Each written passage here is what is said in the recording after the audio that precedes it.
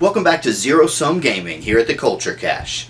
This week we have another Patreon request for you. Comes from Zakor once again, and I think I would get along really well with Zakor. He keeps choosing these games that are some of my all-time favorites. This time it's Final Fantasy III.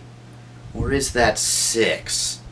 Oh well. If you have some topic you'd like for us to cover here on Zero Sum Gaming or any other show in the Culture Cache, head on over to Patreon. There's a link in the description. You can check it out there, follow all the details and steps and all that fun stuff, and you can have us do whatever it is you want us to do. As for now, let's get into the world of ruin on Final Fantasy III. I have to start out by saying that this video is actually a follow-up to an article posted on theculturecache.com. If you found this video first, you'll probably want to go check out the article that goes with it. This game is full of dichotomies.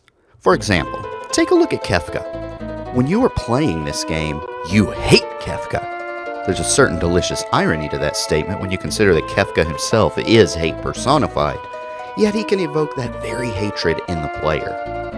Kefka callously has no regard for human life, or really any other kind of life. When he poisons the people of Doma Castle, his war crime extends not only to his enemies, but also to the captured Imperial soldiers held within Doma. For much of the first half of the game, he works with General Leo and the Emperor, but shortly after their goals diverge, he kills them. And this is how he treats his friends. Kefka is so good at being bad that you not only want him to receive his comeuppance, but you want to be the one to give it to him. And at the same time, think of what happens when you see Kefka in any context outside of this game. He is so well written and intriguing as a character that you actually kind of like him outside of his own game universe. In this game, he's a horrible, evil demigod, but in, say, Dissidia, he's the friendly face of familiarity. Early on, the game makes it a point to show us some important named characters in the Empire. Gestahl and Kefka are bad, while Leo, Celes, and Terra are good. Let's take a moment to focus on Kefka and Terra. It's no accident that the game grants them some similar powers, namely the use of fire. Kefka is quick to use the destructive nature of fire. It's well within his character, and we see it many times throughout the game. He attempts to burn Figaro Castle when Edgar harbors Terra. Later, he attempts to burn Thamasa to the ground because he doesn't like how it looks. And once he seizes the power of the goddess statues, he uses the fire-based Light of Judgment to torment the world. Terra, similarly, learns fire magic naturally. Indeed, if you never equip her with a single Esper, she still learns all the fire magic in the game eventually. On the other hand, Terra's loving nature makes her hesitant to use her gift, to the point of refusing to fight temporarily while she's the matron of an orphanage in Mobliz. When pushed, Terra has immense power, and she can and does use it, but her reluctance to do so helps craft the narrative and truly set her apart from Kefka. I mentioned Espers. They're extremely important to the story. Think of them as humanoid, or at least human-esque, beings of pure magic. They're portrayed as living weapons of a sort, but not necessarily destructive in nature. You get to use some of these Espers throughout the game. They function like summons if you're used to this series. They also serve another important purpose: character progression. Only Terra and Celes learn magic on their own. All the other characters must use Espers to acquire their spellcasting abilities. This means you can customize every character to your liking. So every character in this game is the same, right? Wrong. Each character also retains a special ability, such as Edgar's use of tools or Locke's ability to steal. This allows you to craft each character to your liking, but it also preserves the uniqueness of each character. In the world of RPGs, this is nearly unheard of. Most games either allow you to create customized characters, but in doing so, those characters become functionally interchangeable. Other games in this genre strive to make sure each character stays unique, but then they prevent you from having any direction in that character's growth. This game perfectly intermarries the two, and it's a major reason that it endures to this day. Speaking of characters, who is the main character of this game? In a bold move for a game with such a strong narrative, this game features an ensemble cast. Naturally, some characters are more important than others, but this means that different players will latch on to different parts of the story. Do you want to follow Terra's internal strife? What about Locke's guilt and how he treats others as a result? Maybe you find the relationship between Locke and Celeste more important. Or you could even place the Figaro brothers' personal and professional turmoil in the spotlight. Further complicating this, the post-apocalyptic world of Ruin is less story-driven than the first half of the game's World of Balance. Perhaps most perplexing, there are only 4 characters you absolutely must have to finish the game: Celeste, Edgar, Setzer, and Terra. And even then you can ignore Terra until the final battle if you so choose. With 14 playable characters, it's truly impressive that they manage to actually define the cast so well and make you genuinely care. In a genre that can often be pejoratively boiled down to, a group of teenagers kill God, this is refreshing. Thankfully, the game also knows when to back off on the storytelling front. Story is crucial to RPGs, but it seems that current role-playing games feel the need to put as much text into the game as possible.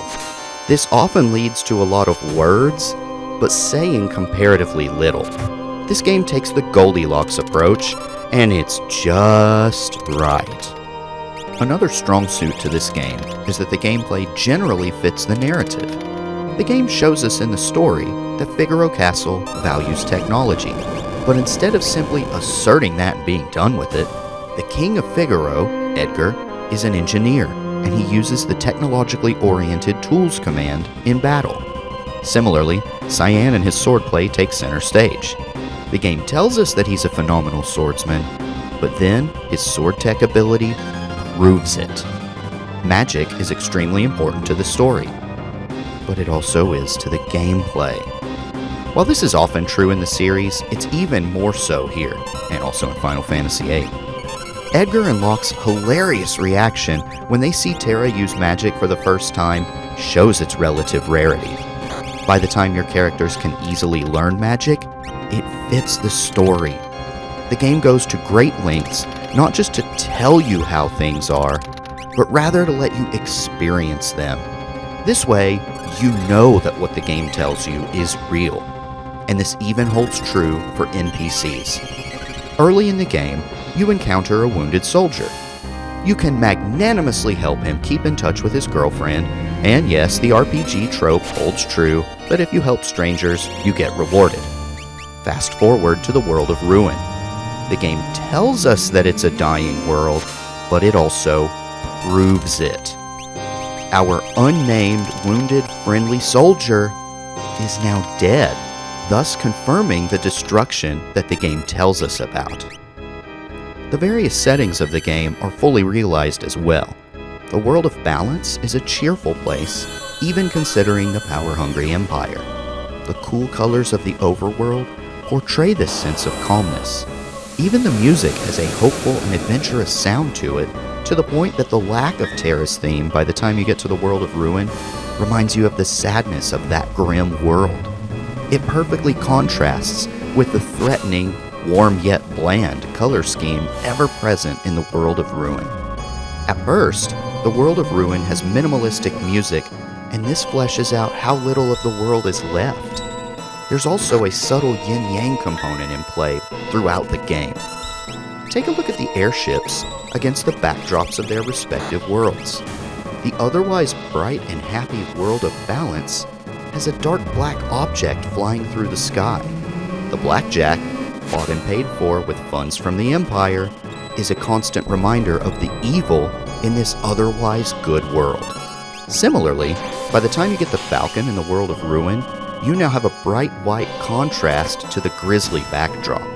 Even the music takes on a noticeably more hopeful tone now that you realize there are survivors and you have the means and ability to rally them. The music of this game is truly phenomenal.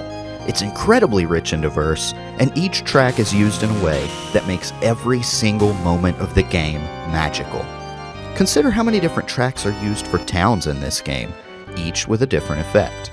Kids Run Through the City shows happy towns at peace, while Under Martial Law is used for towns that are forcefully occupied. Often, the same city will use different tracks at different points in the game to show you as a player what has changed since your last visit.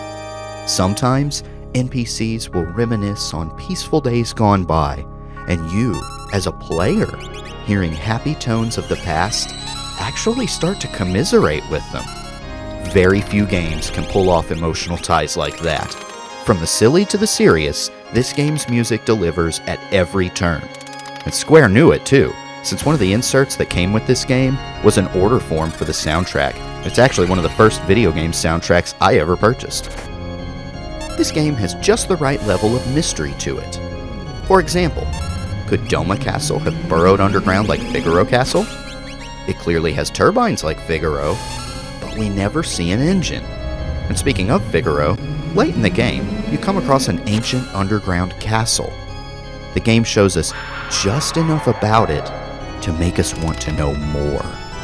We know that it was ransacked, and we know of the Queen's affair with Odin, but what was the rest of the kingdom like? For that matter, what was the rest of the world like back then? I also always want to explore more of the Esper's world. That part of the game sets up another contrast between technology and magic and helps set the stage for the secular humanist sub-theme of the game, but I always feel like there's so much more to that world. Yes, I know that it ultimately becomes the floating continent, but there's so much more, and I often wonder about it. Having said all that, I actually prefer it as a mystery. If the game came right out and said it, we really wouldn't care. It's the fact that the game makes us want to know more that's so impressive here. This element of storytelling, sadly, has been completely lost on this very series, as Final Fantasies 7, 10, and 13 all feel the need to explain away every single aspect of the game, and they, intentionally or otherwise, sadly destroy the natural curiosity that drives a player forward. This isn't too difficult a game. Don't get me wrong, if you're not paying attention, you can and will die, but it never gets to the point of being frustratingly difficult. Thankfully, you can increase or decrease the difficulty in an interesting way.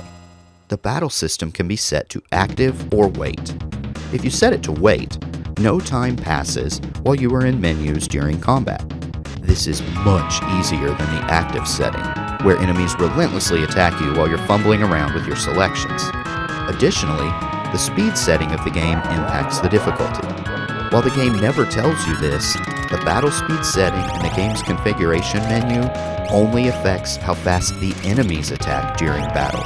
Your characters are totally unaffected. By default, it's a 3 out of 6, so you can increase or decrease the game's difficulty by changing this setting to suit your tastes. A fun variant of the game is to do a no Esper playthrough. I like to call this method Final Fantasy 6.4, since it uses the story setting and characters of 6, but it feels a lot like playing Final Fantasy 4. Giving so few characters access to magic greatly increases the difficulty, and it forces you as a player to recognize the differentiation among the characters. Interestingly, some characters who are normally great, like Realm, suddenly suck. Her magic stat is impressively high, but without learning any magic, it's just a waste. Other characters who tend to get overlooked, such as Strago, find their value increased, since his lore helps offset your lack of magic. If you've played through the game before and I've given you the itch to play it again with this video, consider a playthrough like this. It's a ton of fun. I suppose I'm obligated to talk about the negatives. But honestly, there's not much to say here. Many of the negatives are so minuscule that you have to go out of your way to even notice them, or you have to get extremely nitpicky if you even want to call them negatives in the first place. For example, some of the stats are bugged. Evade does absolutely nothing in this game. Both physical and magical attacks use your magic block stat. Similarly, dark status, that ailment doesn't do anything, so feel free to wear your sunglasses at night to your heart's content. Are these minor errors technically negatives? Well, yes, but most players are unlikely to ever notice, and even once you are aware of them, they do absolutely nothing to mar your enjoyment of this game.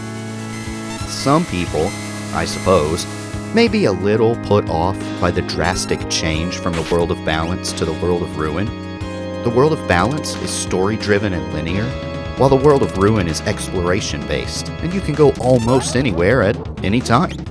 Personally, I think that's a strength in that the game offers both playstyles and is a superb representation of each, but I suppose somebody somewhere might not like it. If supposed drawbacks like these are the worst tribulations present, you know you have a nearly perfect game on your hands. If you've watched this show before, you know that this is the part where I will give you the price of the game and then let you know, is it worth that price? Well, for this game, quite honestly, it's worth almost literally any price. Right now it's going for about $60, which isn't much cheaper than the price it came out for way back when in 1994. It's held its value really well over the years, and it is worth every penny and more. I would say this one's worth easily $200 without breaking a sweat. It's that good. There are so many different ways you can play, so much variety in the gameplay. This one will last you for years. Give it a chance, you won't be disappointed.